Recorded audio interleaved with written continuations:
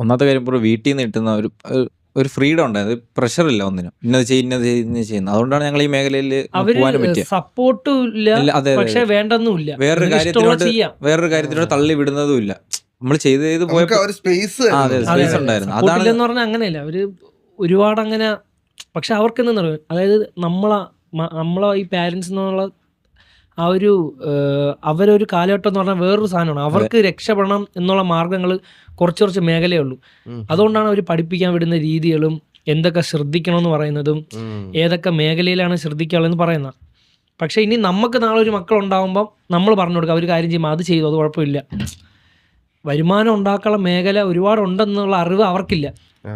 അതുകൊണ്ടാണ് അവർ പറയുന്നത് ഇന്ന മേഖലയിൽ നിൽക്കി, ഇന്ന മേഖലയിൽ നിൽക്കി. അവർക്ക് ചിലപ്പോൾ ആരെങ്കിലും പറഞ്ഞു കൊടുക്കുന്ന ചെറിയൊരു അല്ല, അവര് ആ ജീവിതത്തിലൂടെയാണ് വന്ന, അവരുടെ ജീവിതം വെച്ചാണ് അവർ നമ്മളെ ഇതാക്കുന്നത്. നമ്മളെ വീട്ടുകാർക്ക് അതാണ് അവരുടെ ടെൻഷൻ. കാര്യം നമ്മൾ കാണിക്കുന്ന സേഫ് ആണോ അല്ലെങ്കിൽ ടെൻഷൻ ഉണ്ടായിരുന്നു. ആദ്യമൊക്കെ അറിയത്തില്ലായിരുന്നു വീട്ടുകാർക്ക്. ഞാനൊക്കെ പുറത്തു പോകുമ്പോൾ ആൾക്കാർ ഒന്ന് തിരിച്ചറിഞ്ഞ് കൈ വരുമ്പോഴത്തേക്ക് ഫ്രണ്ടാ അല്ല അറിയാന്ന് പറയും. പിന്നെയാണ് വീട്ടുകാർ മനസ്സിലായി തുടങ്ങി.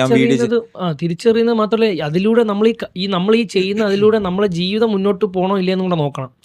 തിരിച്ചറിയുന്നത് ഓക്കെ, അതൊരു അംഗീകാരമാണ് നമ്മൾ അങ്ങനെ ആൾക്കാരെ അറിയുന്നത്. പക്ഷെ അതിലൂടെ നമ്മുടെ ജീവിതം പോകണോ നോക്കിയാലേ സേഫ് ആവും. അതെ.